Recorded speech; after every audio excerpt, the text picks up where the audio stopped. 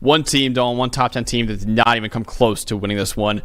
Texas A&M, number 25 in the country, beating number 9 Missouri, 41-10 in this game. The only ranked game of the day, and Missouri got absolutely clobbered by Texas A&M. Let's go over the highest graded players from this bloodbath.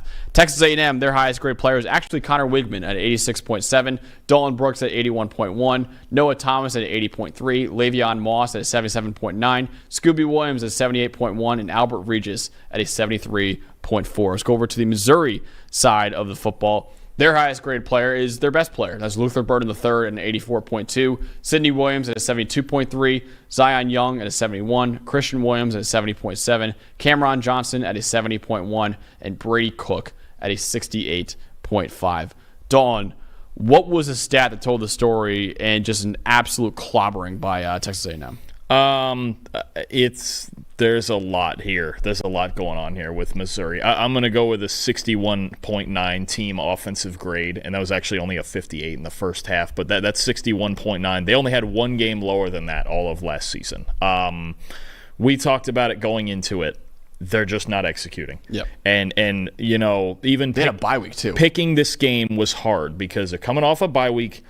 They weren't executing in their first 4 games, even though they started 4-0. Okay, and improving when you're winning is one of the biggest challenges. It's something I think Nick Saban talks about that all the time. Improving when you're winning is harder than when you're losing. This Missouri team was just not ready to play this game. And coming off a bye week at Kyle Field, when they really needed to prove themselves, really even just prove to themselves that they were still an elite team like they were last year.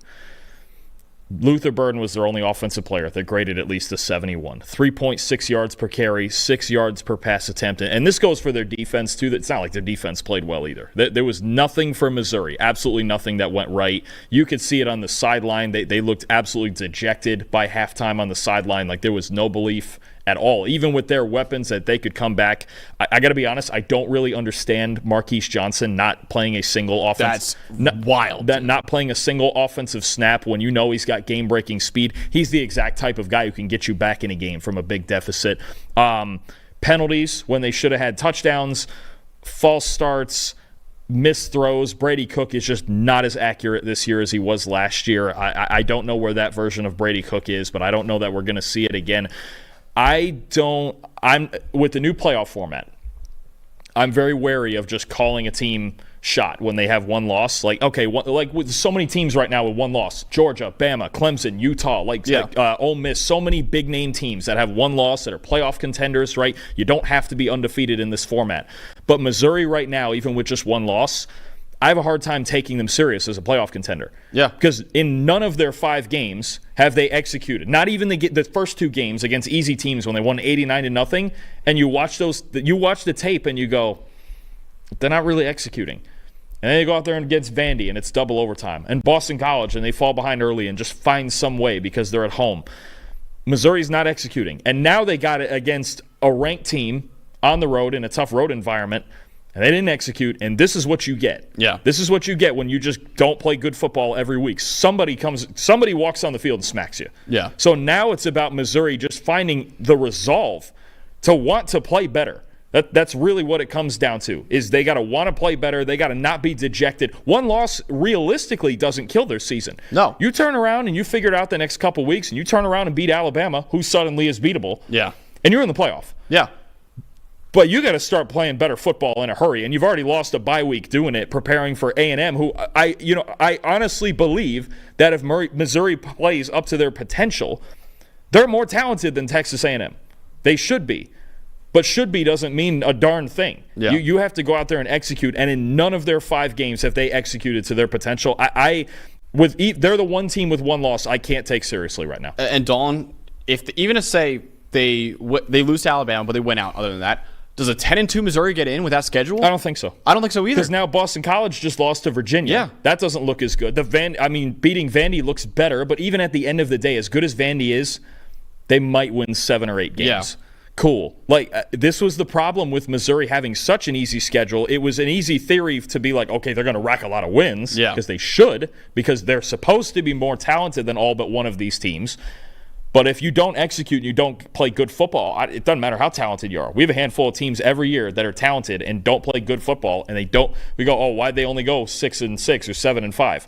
I'm not saying Missouri's going 6-6, 7-5, but they don't look like a playoff team at all. No, I mean, listen, they can go 10-2 and still miss the playoff, which is I did not think it was possible for an SEC team. I thought every SEC team that wins double-digit games will get into the playoff. But with that schedule, they have an easy schedule, and now you lost to Texas A&M in a blowout fashion. By the way, it's not like you can at the end of the year be like, oh, they barely lost to A&M and they barely lost to Alabama. Like, no, they got blown out of the water by Texas A&M.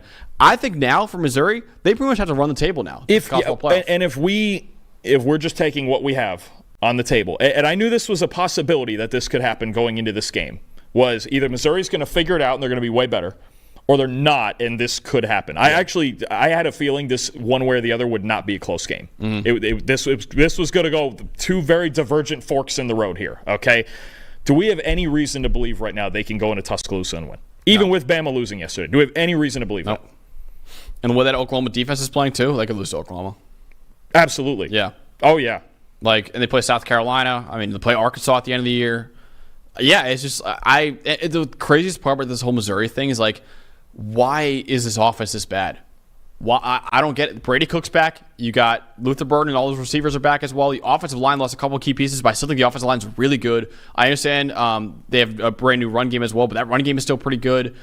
They brought back, obviously, their head coach and offensive coordinator came back as well, Kirby Moore. They're just, like I said, they're not executing. It's such a maddening thing to think about because it's like, dude, I don't know why they're not. You could usually, for some teams, like say Michigan, we're going to talk about just a little bit, you're like, I know why their passing game's not good because they lost JJ McCarthy. They lost all these guys. I don't know why Missouri's offense is not working right now. It honestly makes no sense. So my side that tells the story kind of goes into that. Missouri in the first half, negative .603 EPA per play, 3.4 yards per play in the first half, negative .39 EPA per run, negative .74 EPA per pass. Brady Cook in the first half had a 40% adjusted completion rate in that first half. And Dalton, the craziest, for me, what was so frustrating looking at all these numbers in the first half specifically, you had 2 weeks to prepare for this game, and you come out this flat in the first half.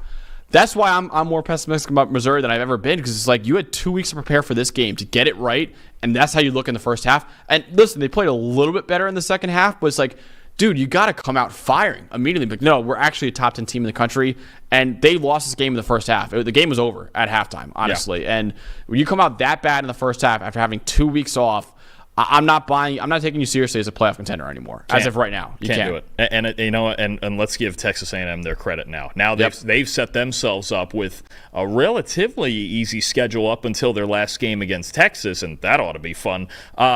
They played as well as we've seen them all. This was their best game of the year. It wasn't just Missouri blowing it and whatever. Texas A&M played their best game. Yep. Nick scored, and their defensive line was great. Connor Wigman was good.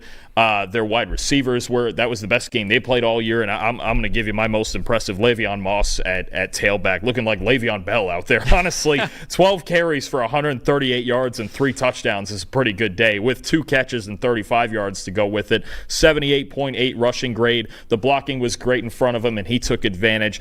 Everything was firing on all cylinders, and there was a question about how different this offense would look with Connor Wigman back in there instead of Marcel Reed, because they really found the run game with Marcel Reed in there, and part of that was Reed and his feet at the quarterback spot. But Moss and Amari Daniels was great too. His touchdown run was fantastic too. Texas A&M finding this running game with these 2 backs is starting to work, and obviously you're about to tell us with Wigman now giving them more from the pocket than Reed did. A little more balance on offense, right? But the part of the balance that needed to stay was that run game still being really good as it was the last 3 weeks, and they did that with Moss and Amari Daniels. Yeah, listen, Connor Wigman, for me, is the most impressive part of this game. There are a lot of debates over who should be A&M's quarterback. Even with Wigman healthy, should he be the quarterback? Marcel Reed's 3-0 in his absence. Should he be the quarterback? There's no questions anymore. This is Connor Wigman's team, and I think we always kind of knew that. 90.4 PFF grade in this one, 88.6 passing grade, 18 for 22 for 276 yards, 12.6 yards per attempt, 90% adjusted completion rate, 90%. And he also ran for 37 yards as well.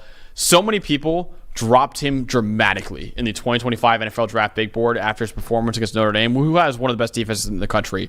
This kind of performance, though, will raise his stock back up, I think, Dalton. And honestly, I got to look. This is probably a career high for him in terms of PFF grade against a Power 4 team. Yeah, I believe it is. Yeah, and I was just going to say, even just the eye test, you go, this is the best game he's played against like a real team. Yeah. By far. Because he's been killing like the group of 5 teams that he plays, but then Power 4 is not as good. Like, this is the first time we're like, oh no, he killed this Power 4 team. It was efficient, it was accurate, it was on time, and I think, and a big thing too, A&M's protection was spectacular. Yep. That he had time to throw and he was comfortable. I think the one thing we saw in that Notre Dame game and we've seen in past games against bigger teams is he hasn't been comfortable in the pocket. He was not comfortable at all in the pocket against Notre Dame. This game he was comfortable in the pocket. He felt protected and he felt like he could make all the throws. That was as confident as we've seen him in a big game for sure. It was the best we've seen him. Yeah, definitely. So yeah, big game for Connor Wigman and big game for Texas A&M, getting a massive win over Missouri.